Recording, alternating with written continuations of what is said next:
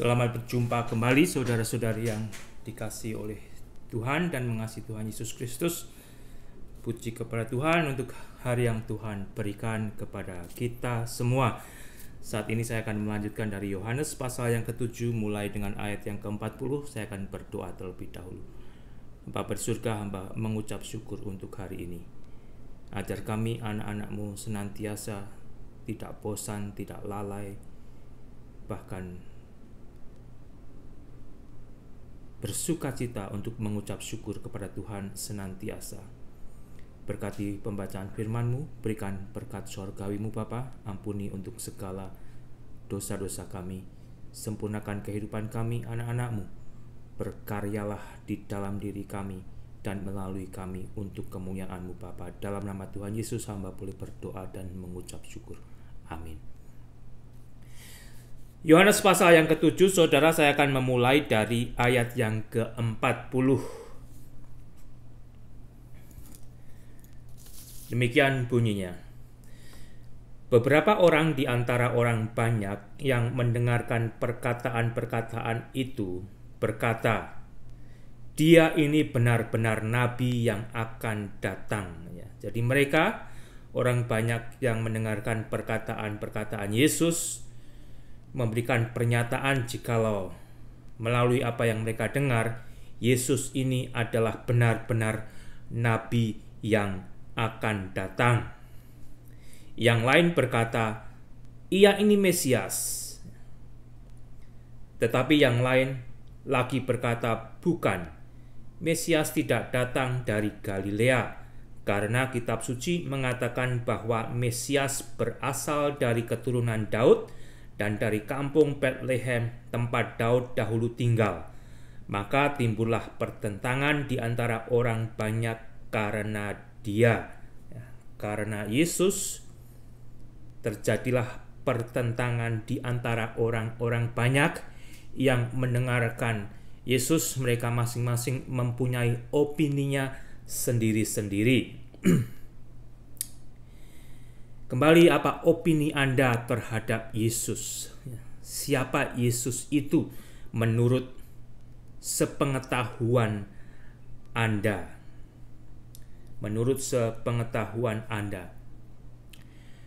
Saudaraku, sebagai orang Kristen, iman orang Kristen bukanlah iman yang tidak ada dasarnya. Pokoknya asal percaya aja deh ya. Pokoknya asal percaya Yesus. Nggak mau tahu kata siapa Yesus itu dari mana ya. Bukan demikian ya.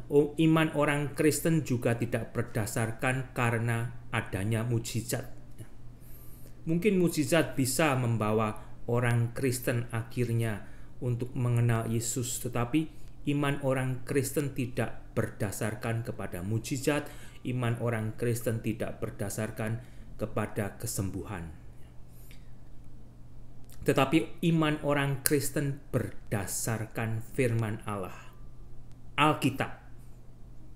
Firman Allah yang sudah dicatat dan dibukukan menjadi satu yang disebut Alkitab ini, inilah dasar iman Kristiani saya dan Anda ya. Oleh karena itu, bacalah Alkitab saudara dari hari ke hari ya.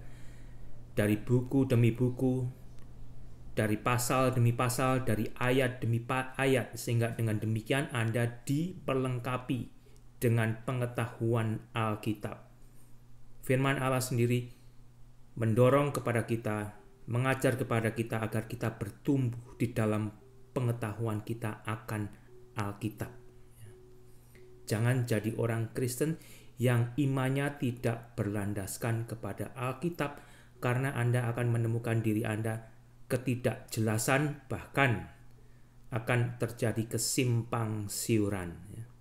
Oleh karena itu, perhatikan juga apa yang dipraktekkan orang Kristen, demikian juga bentuk-bentuk ibadah yang terjadi di dalam ibadah kekristenan. Itu semua sebenarnya panduannya adalah Alkitab. Kalau tidak sesuai dengan Alkitab, sebenarnya tidak Alkitabiah, tidak yang diajarkan oleh Allah melalui Alkitab. Ya. Sehingga kembali, Apa opini Anda tentang Yesus? Siapa Yesus bagi diri Anda sendiri? Kita membaca di bagian ini tadi ada beberapa opini ya. Kembali ada sebagian orang yang berkata jikalau Yesus itu benar-benar nabi yang akan datang ya, melalui perbuatannya, melalui perkataannya. Yang lain berkata, bukan, dia ini adalah Mesias. Dan yang lain lagi berkata, bukan, Mesias tidak datang dari Galilea. Karena kitab suci mengatakan bahwa Mesias berasal dari keturunan Daud dan dari kampung Bethlehem, tempat Daud dahulu tinggal.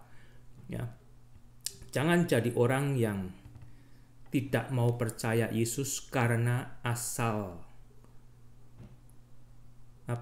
bunyi. Ini orang ini asal bunyi yang mengatakan ya, bukan, Mesias tidak datang dari Galilea karena kitab suci mengatakan bahwa Mesias berasal dari keturunan Daud dan dari kampung Bethlehem, tempat Daud dahulu tinggal. Karena orang ini asal bunyi, tidak mau mencari informasi yang benar, tidak mau mencari sumber kebenaran, asal bunyi ya. Asal bunyi. Kalau Anda membaca dari Matius pasal pertama, saya akan baca saudara. Inilah silsilah Yesus Kristus, anak Daud, anak Abraham. Dimulai dari Abraham sebagai bapa orang beriman. Abraham dibenarkan Allah. Abraham diberikan surga oleh Allah bukan karena perbuatan baiknya, karena pembenaran Allah. Karena Abraham percaya kepada Allah. Itu pasal 1 ayat 1. Kemudian di ayat yang ke-6, Isai memperanakkan Raja Daud, Daud memperanakkan Salomo dari istri Uria. Kemudian terus, saya potong sampai 16, Yakub memperanakkan Yusuf, suami Maria yang melahirkan Yesus yang disebut Kristus. Jadi seluruhnya ada 14 keturunan dari Abraham sampai Daud, 14 keturunan dari Daud sampai pembuangan ke Babel, dan 14 keturunan dari pembuangan ke Babel sampai Kristus. Demikian juga di Injil yang ditulis oleh Lukas di pasal kedua. Saya akan baca ayat yang keempat. Demikian juga Yusuf pergi dari kota Nazaret di Galilea ke Yudea ke kota Daud yang bernama Bethlehem, karena ia berasal dari keluarga dan keturunan Daud, supaya didaftarkan bersama-sama dengan Maria tunangannya yang sedang mengandung. Ketika mereka di situ, tibalah waktunya bagi Maria untuk bersalin. Ya, di Bethlehem itu tibalah waktu Maria untuk bersalin, dan ia melahirkan seorang anak laki-laki, anaknya yang sulung, lalu dibungkusnya dengan lampin dan dibaringkannya di dalam palungan, karena tidak ada tempat bagi mereka di rumah penginapan. Ya. Kalau Anda sampai saat ini belum percaya jikalau Yesus adalah utusan Allah yang diberikan oleh Allah bagi Anda untuk menyelamatkan diri Anda, pelajarilah Alkitab, saudara. Karena Alkitab ini terbuka dengan jelas. Ya. Pelajarilah dengan sistem yang profesional, mungkin yang dipakai oleh para peneliti, pakar profesional. Selidikilah Alkitab ini. Apakah Alkitab ini benar-benar seperti yang dikatakan ya? Jadi asal jangan percaya aja. Oh, Alkitab itu sudah difotokopi, sudah disalin, dicetak ya, diganti. Ya. Pelajarilah itu, saudara. Karena Anda sendiri kalau bersedia mempelajari, Anda akan mendapat kebenaran yang sangat berbeda dari apa yang dikatakan orang tentang orang-orang yang memang menentang Alkitab. Ya. Pelajari diri Anda sendiri, bagi diri Anda sendiri, karena Allah menghendaki Anda untuk diselamatkan dan mendapatkan kebenaran di dalam Alkitab melalui Yesus Kristus. Ya. Yesus Kristus sendiri di sini menimbulkan perpisahan ya. Jadi ada kelompok yang punya opini ini, opini itu, dan sebagainya. Di dalam Matius pasal yang ke-10, ayat 34-36, Yesus sendiri berkata bahwa Yesus datang untuk membawa pemisah. Saya akan baca saudara ya. Janganlah kamu menyangka, dari Matius pasal yang ke-10 ayat 34, janganlah kamu menyangka bahwa aku datang untuk membawa damai di atas bumi. Aku datang bukan untuk membawa damai, melainkan pedang. Sebab aku datang untuk memisahkan orang dari ayahnya, anak perempuan dari ibunya, menantu perempuan dari mertuanya, dan musuh orang ialah orang-orang seisi rumahnya. Barang siapa mengasihi bapa atau ibunya lebih daripadaku, ia tidak layak bagiku. Dan barang siapa mengasihi anaknya laki-laki atau perempuan lebih daripadaku, ia tidak layak bagiku. Barang siapa tidak memikul salibnya dan mengikut aku, ia tidak layak bagiku. Barang siapa mempertahankan nyawanya, ia akan kehilangan nyawanya. Dan barang siapa kehilangan nyawanya karena aku, ia akan memperolehnya. Anda bisa berkata, loh, perkataan Yesus kok sadis sekali ya? Perkataan Yesus kok sadis sekali? Yesus datang untuk memisahkan anggota keluarganya. Bukan demikian saudara. Yesus datang untuk memberikan kehidupan kekal. Tapi kalau di dalam keluarga itu ada satu orang yang percaya kepada Yesus, dia akan terpisah dengan anggota keluarga yang lain.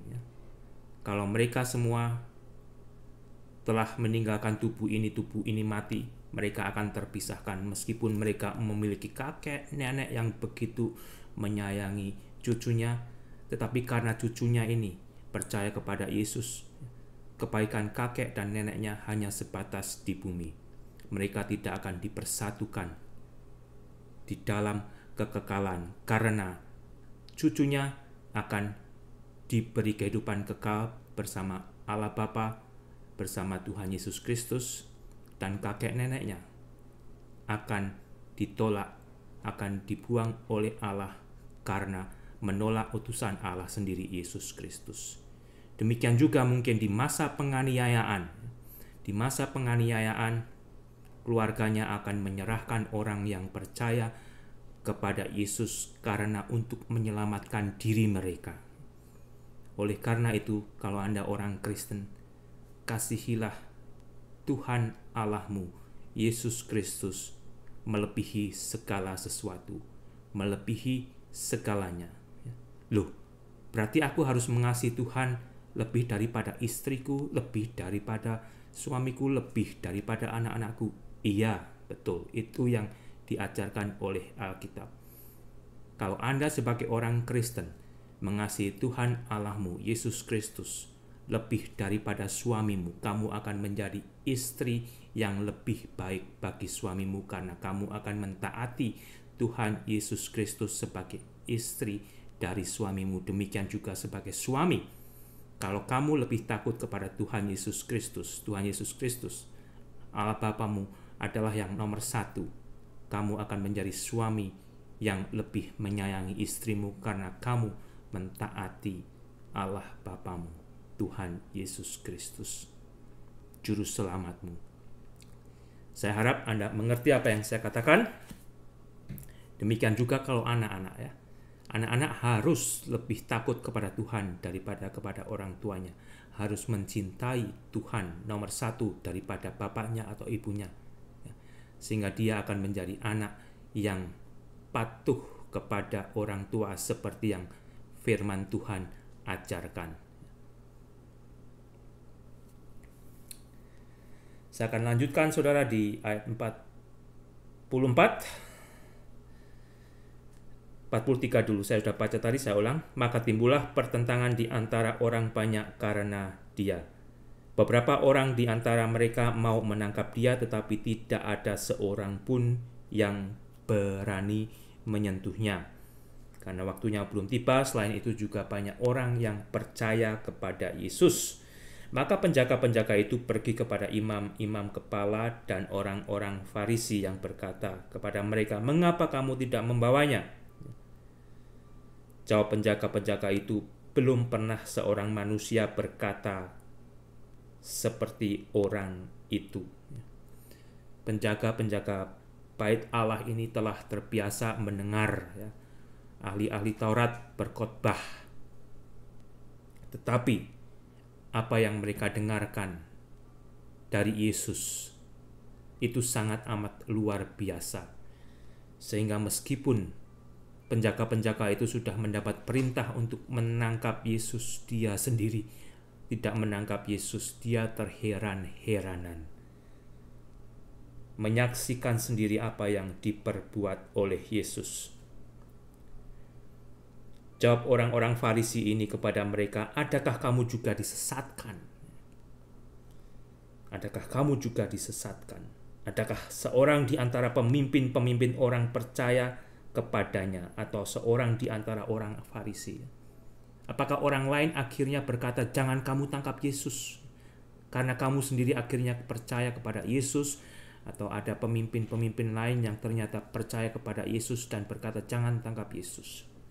Tetapi menurut pengakuan mereka sendiri, mereka terheran-heranan atas apa yang sudah diperbuat oleh Yesus, apa yang diajarkan oleh Yesus di bait Allah itu sendiri.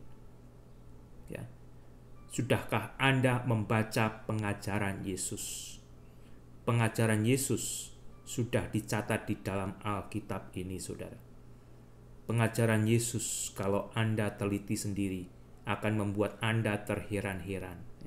Sehingga jangan percaya kepada omongan orang yang hanya berkata, itu nggak benar. Temukan kebenaran bagi diri Anda sendiri dengan membaca Alkitab. Baca di bawah pohon yang tidak dilihat orang, supaya Anda mendapat ketenangan untuk membaca kebenaran yang ada di dalam Alkitab, saudara. Tetapi orang banyak ini yang tidak mengenal hukum Taurat, terkutuklah mereka. Jadi para pemimpin agama ini marah. Ya. Nikodemus, seorang dari mereka yang dahulu telah datang kepada Yesus, berkata kepada mereka, ingat Yohanes pasal 3, ada seorang yang bernama Nikodemus, seorang ahli Taurat, seorang Farisi, datang untuk menemui Yesus di petang hari. Di Yohanes pasal ketiga, Anda boleh baca, berkata kepada para pemimpin agama Yahudi, apakah hukum Taurat kita menghukum seorang sebelum ia dengar dan sebelum orang mengetahui apa yang dibuatnya? Jadi jangan hanya karena kamu benci, emosi, ganyang aja Yesus. Itu adalah pekerjaan iblis. Cari dahulu kebenarannya, cari dahulu duduk perkaranya, selidiki dulu siapa Yesus ini sebelum Anda berkata, aku tidak percaya Yesus. Baca sendiri, saudara. Di dalam sejarah yang sudah dicatat oleh sejarah dunia, ada orang-orang ahli, ada orang-orang pandai, orang-orang profesional yang dulunya tidak percaya kepada Yesus, tentang siapa Yesus yang dikatakan oleh Alkitab. Mereka ini ingin menulis tentang Yesus yang menyatakan jikalau Yesus bukan Allah, Yesus bukan juru selamat yang diutus Allah. Tetapi orang-orang pandai, orang-orang ahli ini, setelah melakukan risetnya dengan profesional, dia mengunjungi Israel, dia mengunjungi tempat-tempat yang ada di Alkitab dan mencari sumber-sumber kebenaran. Akhirnya mereka percaya jikalau Yesus seperti apa yang dikatakan oleh Alkitab, karena apa yang dikatakan oleh Alkitab terbukti. Jadi orang-orang ini justru kembali menyaksikan, berkata di dalam buku-bukunya, mereka sebenarnya ingin mendiskreditkan Yesus. Akhirnya mereka justru mencatat kebenaran tentang Yesus dalam buku-buku mereka. Artinya saudara, sebelum Anda hanya berkata, aku tidak percaya Yesus, aku tidak mau percaya Yesus, kata bapakku, kata nenekku, kata mbahku, Yesus itu begini, begini, dan begitu. Lakukanlah riset bagi diri Anda sendiri tentang siapa Yesus. Lakukanlah riset dengan metode yang profesional. Anda akan tercengang-cengang nantinya. Jadi jangan asal emosional aja. Jangan membabi buta gitu. Ganyang Yesus, pokoknya saya tidak suka Yesus. Ayat 52. Jawab mereka, apakah engkau juga orang Galilea? Selidikilah kitab suci dan engkau akan tahu bahwa tidak ada nabi yang datang dari Galilea. Ya. Kembali, apakah ini yang berbicara adalah ahli-ahli Taurat, ahli-ahli kitab? Ya. Karena emosinya, kadang ngomongnya kalau orang dalam emosi itu ngawur, ya, tidak pakai pikiran. Karena kebencian asal ngomong. Dia berkata, apakah engkau juga orang Galilea? Karena Galilea adalah tempat di mana seringkali menjadi cemoohan. Ya. Selidikilah kitab suci dan engkau akan tahu bahwa tidak ada nabi yang datang dari Galilea. Ya, ada nabi yang dicatat di Alkitab, di dalam kitab Musa, di dalam Taurat mereka sendiri. Ya. Di dalam kitab nabi-nabi ada. Salah satunya adalah Yunus. Yunus datangnya dari wilayah Galilea. Lalu mereka pulang masing-masing ke rumahnya. Karena Yesus terjadi perpecahan, karena Yesus terjadi keributan, karena Yesus akhirnya mereka pulang ke rumah masing-masing dengan opini mereka masing-masing, sebagian dengan kemarahan dan emosi mereka masing-masing.